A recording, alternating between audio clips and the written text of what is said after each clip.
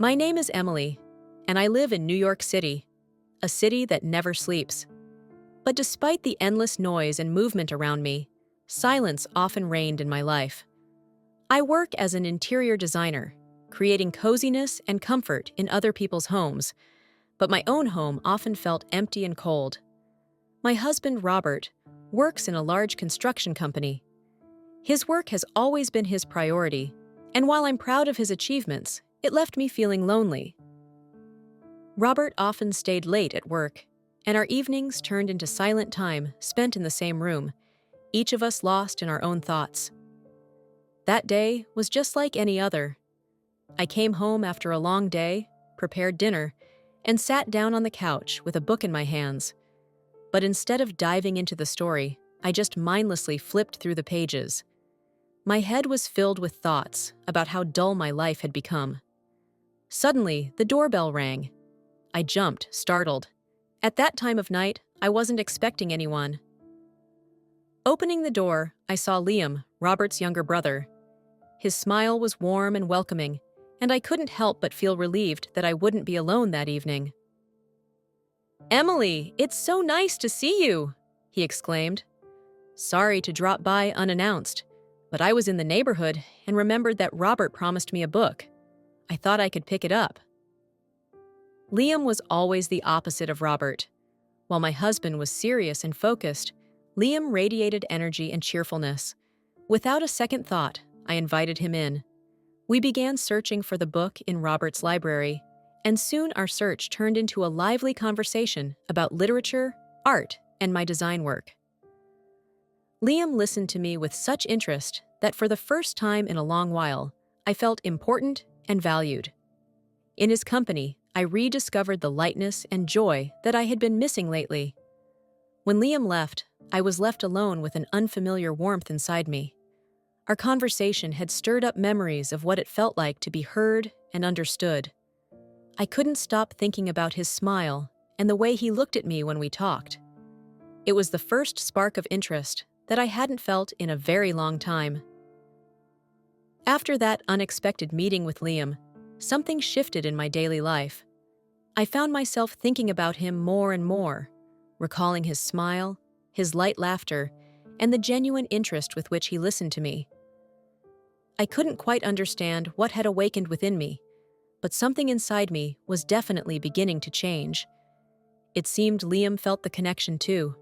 He started visiting me more often, always finding some reason, returning a book, picking up something from Robert, or just passing by. These meetings became little islands of joy in my life, which I increasingly felt was empty and monotonous.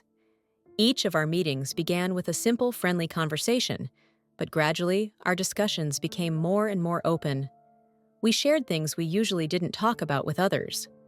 Liam spoke about his dreams, about how he sometimes struggled to find his place in life. In turn, I shared my worries, my loneliness, and how I missed Robert's attention. Liam listened attentively, and in his gaze, I saw not just sympathy, but something more.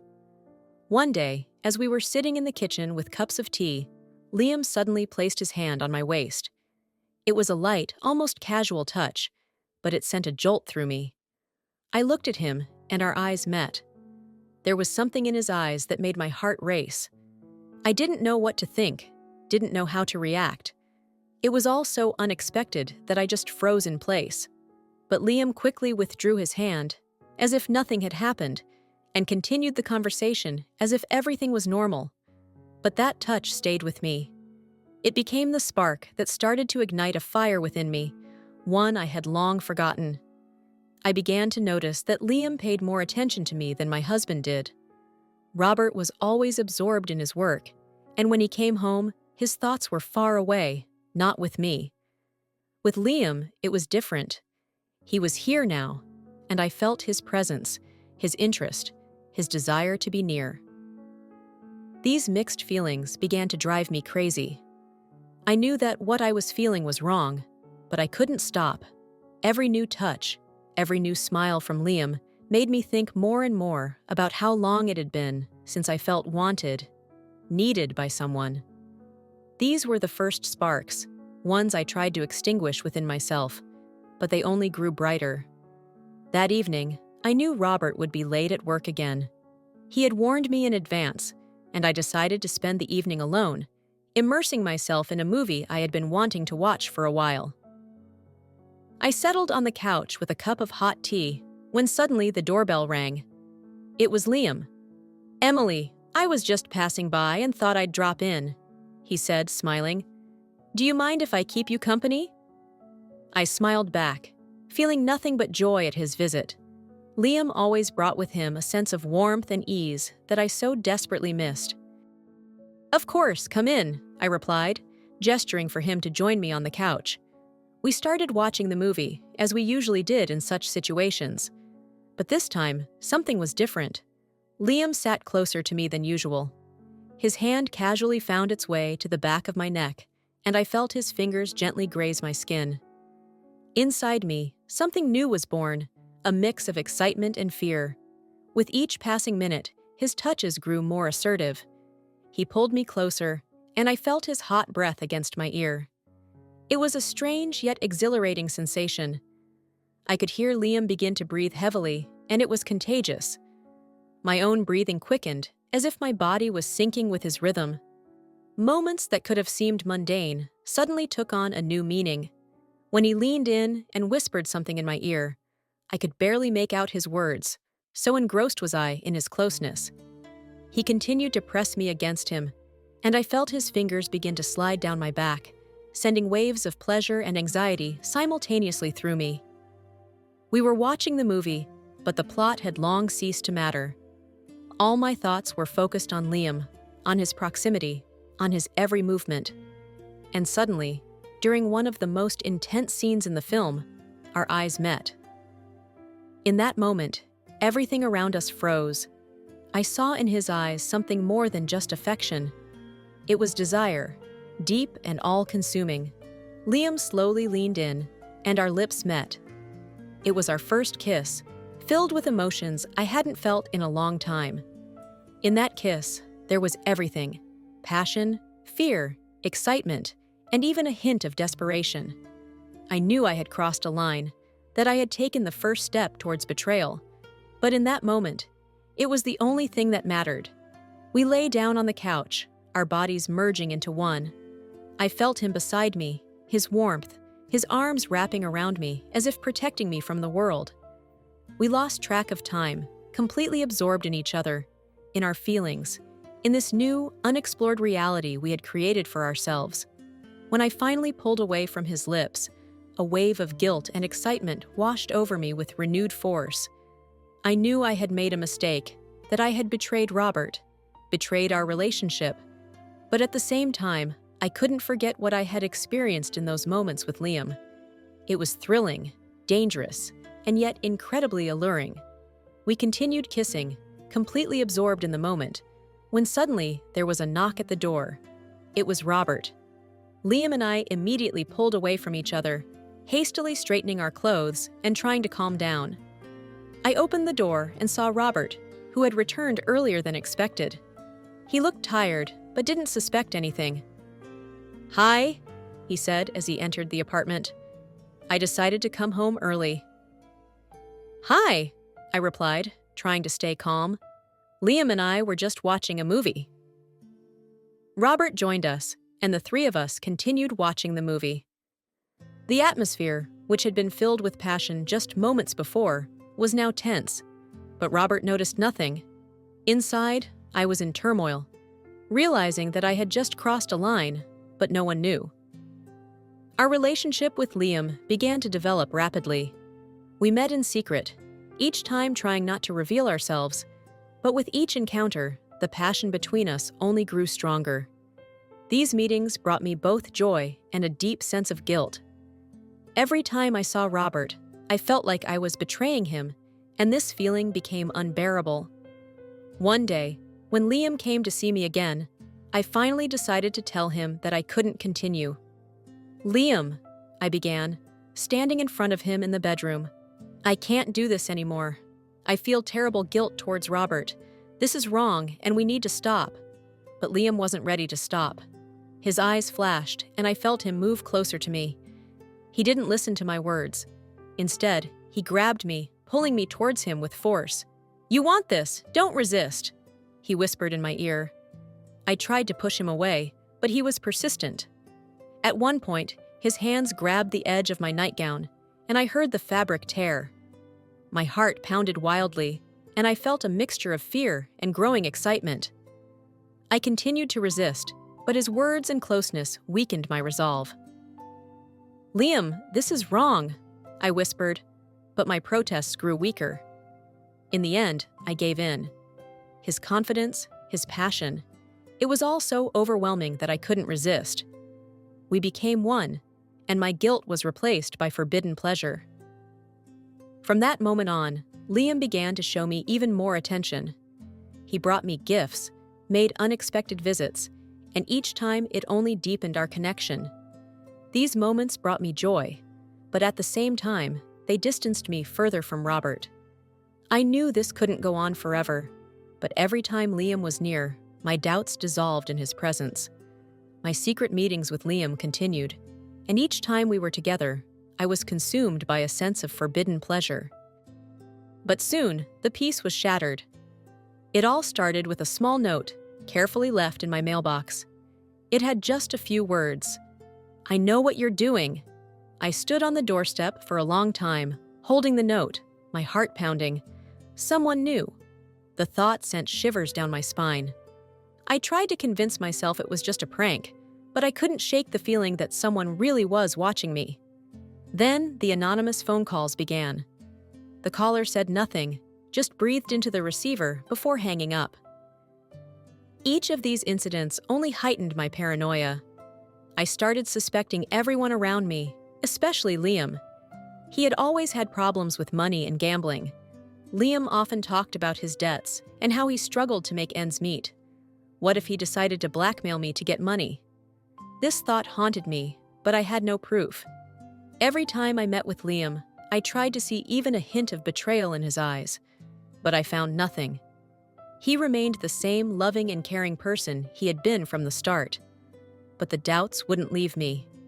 I became more cautious, trying not to leave any traces of our meetings, not telling anyone about what was happening in my life. The notes and calls continued. One of the notes that arrived a few days later had a direct demand. "If you want your husband to know nothing, prepare the money." The fear of being exposed grew with each passing day, and I didn't know what to do. I needed to find out who was behind this, but I didn't know who I could trust. These events started to erode my peace and confidence. I could no longer just enjoy the moments with Liam without thinking about the possibility of being exposed. Every day, I awaited a new note or call, fearing that it would be the end of my secret. After several days of paranoia and anxiety, I decided to meet with Liam at his workplace. I needed to be sure that my suspicions were unfounded. Liam greeted me with a smile, and we chatted pleasantly, discussing everyday matters. But this time, I wasn't my usual self.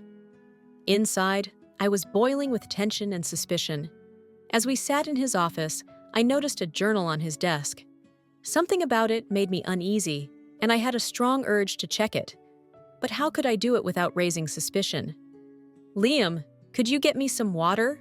I asked, trying to keep my voice calm. He nodded and left the room. I immediately grabbed the journal and began flipping through it. My heart pounded even faster when I saw the handwriting. It was the same as on the notes I had been receiving. My stomach turned. "It's him!" raced through my mind. "Liam has been blackmailing me. He knew all along and used my weaknesses against me." The shock was so intense that I almost dropped the journal. I couldn't believe that the person I trusted had betrayed me. How could he do this? I was so blind. Thoughts swirled in my head. Quickly closing the journal, I put it back in its place and sat down, trying to look as calm as possible. Liam returned with a bottle of water, smiling and completely unaware.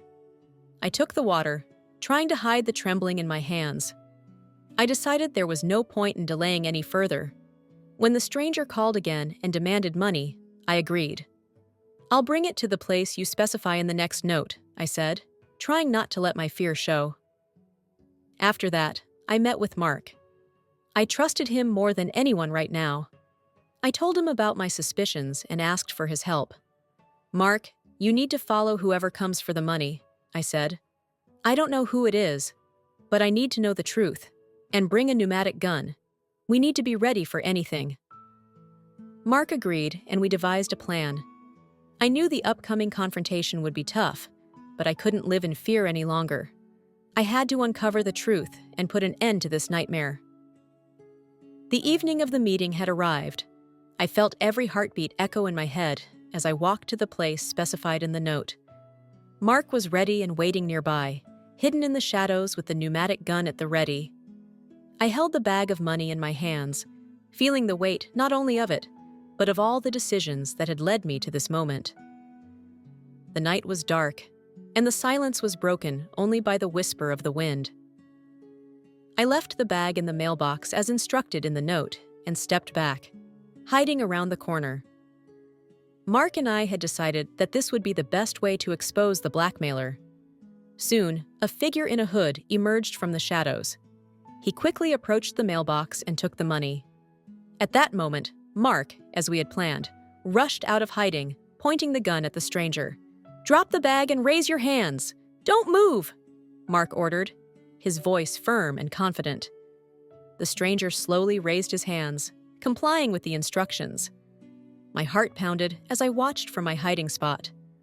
Once Mark was sure the stranger was unarmed, he nodded to me.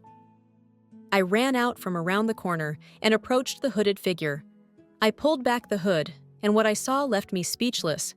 It was Robert, my husband. I froze, unable to believe my eyes. Shock washed over me like a wave, and for a moment, I couldn't breathe. "Robert!" I barely managed to say, but he just looked at me, his gaze cold and piercing. My thoughts whirled in my head. Robert! It had been him all along.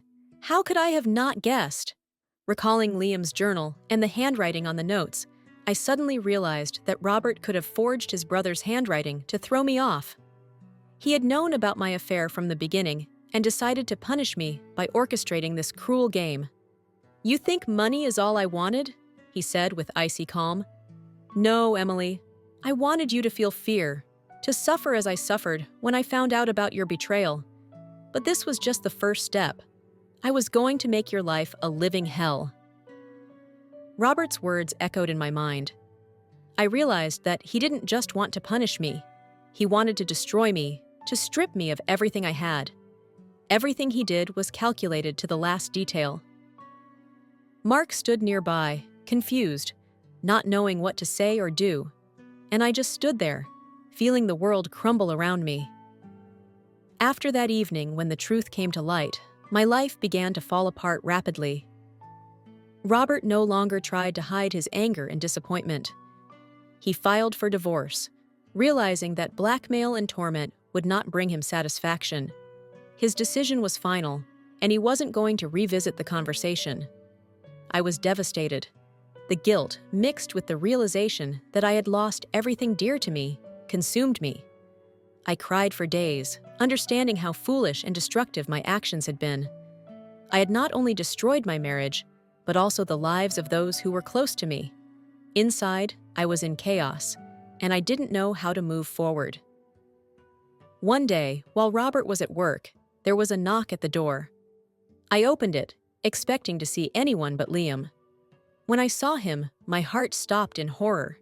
He was covered in bruises and cuts.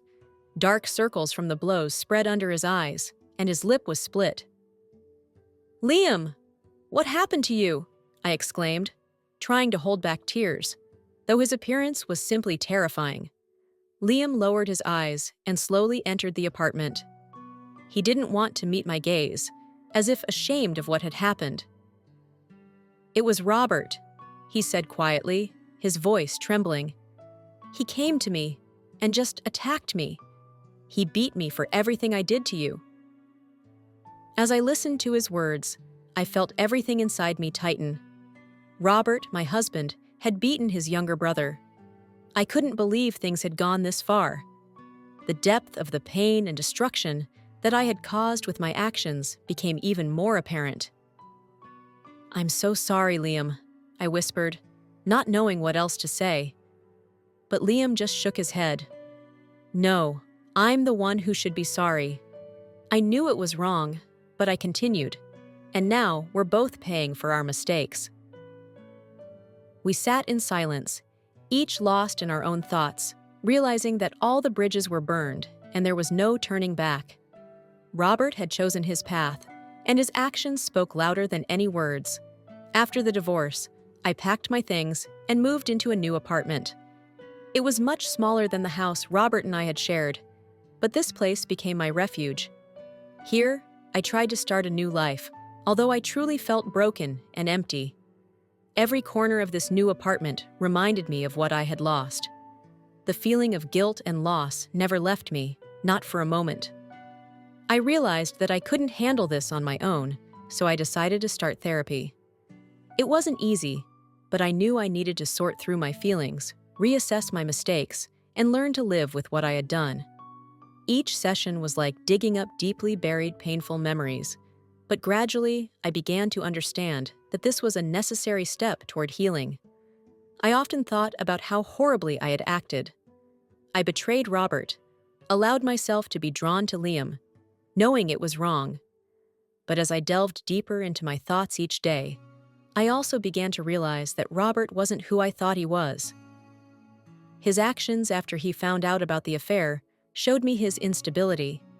He could have simply left me, walked away, and started a new life. But instead, he chose the path of revenge and destruction.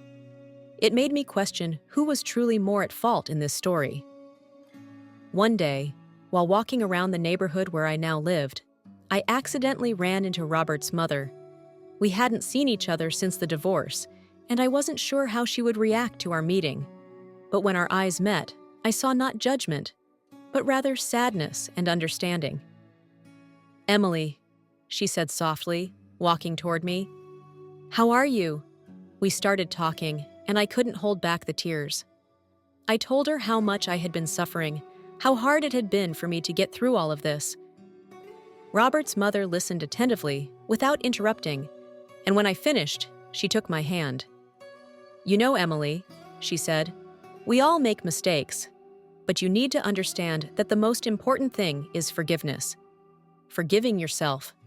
Robert was a difficult man, and his reaction to your betrayal was wrong, but you shouldn't carry this burden for the rest of your life." Her words touched me deeply. I realized that, although I was guilty of what had happened, I couldn't continue living in this constant state of guilt. The process of self-forgiveness wasn't easy, but that conversation became the first step on that path. I began to let go of the past, learning to accept myself as I am, with all my mistakes and weaknesses. Time passed, and I gradually began to rebuild my life. After everything that had happened, I decided to focus on work and personal growth. I immersed myself in projects with a new passion, not just to distract myself, but to find meaning in them. Every day, I strove to be better than I was the day before, learning from my mistakes and rethinking my past. I realized that honesty and respect in relationships are the foundation upon which everything is built. There was no longer room for lies and betrayal. I resolved to live with integrity, to be honest with myself and those around me. It was a difficult path, but it was a necessary one. One day, while sitting at my computer working on a new project, a message popped up on my phone. It was from Robert. His words were filled with bitterness and resentment. He wrote that I had ruined his life, that he would never forget my betrayal. These words hurt, but I understood that I could no longer let him influence my life. I stared at the phone screen for a long time, wondering if I should respond. But then I decided it wasn't worth it. The past was in the past, and I didn't want to go back there. I deleted the message without replying and felt a weight lift from my soul. My story didn't have a traditional happy ending. I didn't regain love. I didn't find a family. But I found something else, peace within myself. I forgave myself for what had happened and realized that my life continues, despite all the difficulties. Now, I lived not to please others or seek approval, but to become better, to live honestly and with respect for myself. Each new chapter of my life was full of challenges, but I was ready to face them with my head held high. I knew there were still many trials ahead, but now I had the strength and confidence to overcome them.